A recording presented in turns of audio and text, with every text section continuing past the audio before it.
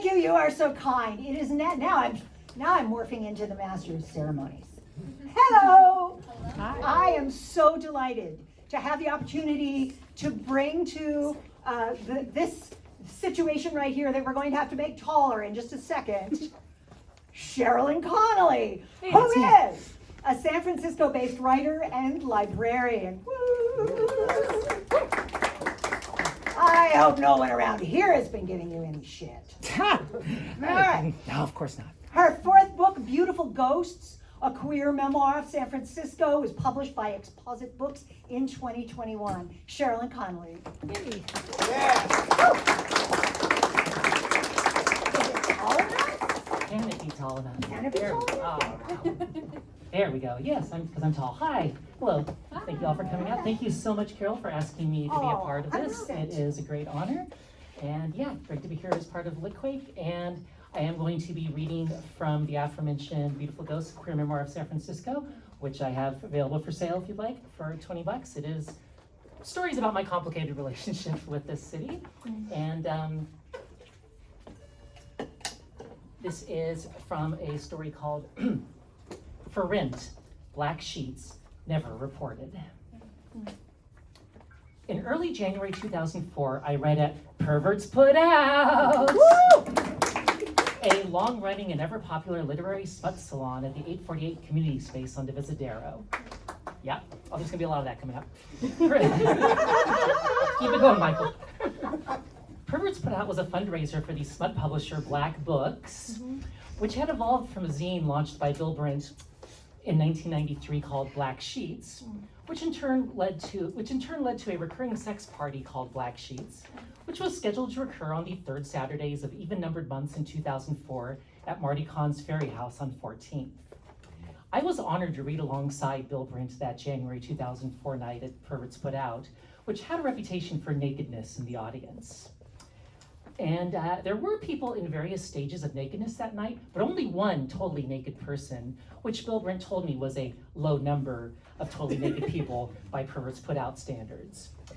Though the presence of one totally naked person was enough to send my partner Callie into a panic which evolved into a full-on tantrum when we got home.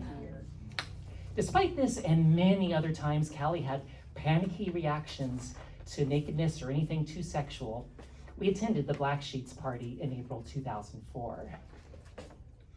Callie was okay with the people of various genders and legal ages wearing little or nothing of black sheets, and though she kept a death grip on my arm, she didn't get too scared by the undulating terrain as we wound like hellbenders through the orgy in the main fuck room.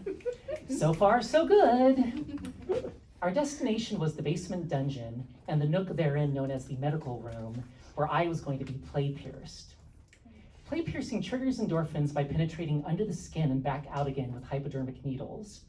And before we entered the medical room, I was told to not write about any of it in the online diary, which some people were starting to refer to as your goddamn blog. Because it was 2004 and I was already in the habit of clicking agree without reading the terms and conditions, I agreed. As Callie straddled the table behind me so I could lean into her, the piercer asked for my consent to hit me in the chest to bring the blood to the surface. I gave the piercer my consent, and they socked me a half dozen times, which got me into the right frame of mind. This is not going to be gentle. I kept my eyes closed until the piercer had put 8 needles into my breasts, 4 around each nipple, and I felt the tiny pool of blood gathering on my stomach before I saw it. I opened my eyes as the piercer was wiping up some blood with their fingertips. They smeared it on my chest like they were writing their initials on a frosted window, and then they put the rest on my lips. And then they removed 1 needle via what they called the easy way, which was quick and painless. And then they removed another needle via what they called the hard way, which caused me to squirm with dark pleasure. The piercer asked which way I preferred, and I responded, the hard way, because if not, what was even the point of this whole exercise? And that was when Callie said, I'm overheated and I need to lie down right now. And I stood up, Because if anything had been stringed into me over the past 4.5 years, it was that Callie's needs were always, always, always more important than mine at all times and in all situations. And after I got onto my feet, the last thing I saw was Callie lying on the table with the back of her hand on her forehead. Everything is black and dreamlike. I am somewhere else entirely. I have no idea how I got here or what's going on. Colors swarmed in, dots of tone and hue crowding each other as they took the form of the piercer who was standing over me. They looked troubled, so I asked if they were all right. Also, my ass was cold. Why was my ass cold? Because I was crumpled in the corner of the room. Why was I crumpled in the corner of the room? It dawned on me. Did I black out? I blacked out. Huh, cool. I realized I must have only been out for a few seconds, and after a few more seconds, the piercer painlessly removed the remaining 6 needles from my breasts. Wow, that was quick. When Callie and I went back out on the party, I had the adrenaline shakes. Worse, I felt incomplete. I was on the verge of discovering something new and wonderful, a heretofore unknown capacity for sensation, and it was cut short because Callie got a case of the vapors.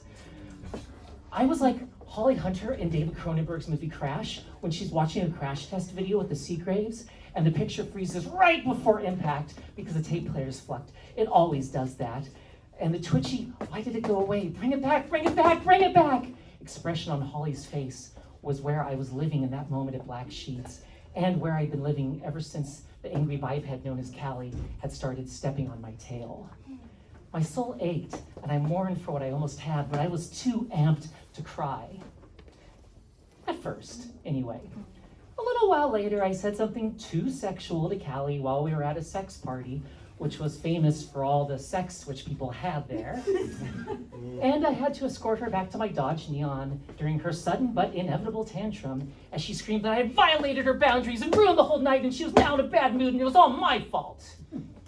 Callie's bad moods being my fault was the defining narrative of our relationship, but she was expositing that point harder than usual, that I had ruined the whole night, and I was crying by the time we got to the car. I cried in the driver's seat for another 10 minutes as a confused Callie told me she wasn't that upset, and I was overreacting and I needed to get over it. When I could see again and my breathing was mostly steady, I drove us back home, though a second wave hit as we arrived and I went fetal on the kitchen floor. At least I'd get a funny story out of it. I've always believed in doing a time skip straight from tragedy to comedy, and I already found the whole incident to be empirically hilarious. Though they tended to lean more dramatic than comedic, such stories were known as scene reports and could often be found in these smut anthologies by publishers such as Black Books, as well as in the original Black Sheets, from which the Black Sheets party got its name. Except, no. In addition to having clicked agree before going into the room, I was informed that I would violate the privacy of the other people who were in the room if I wrote about the scene. I had been the one with the needles in her breasts, and I had been the one who blacked out because the pleasure-averse biped stepping on her tail panicked, and everybody in the room knew going in that I was a scorpion, but none of that made it my story to tell. Thank you for letting me tell my story.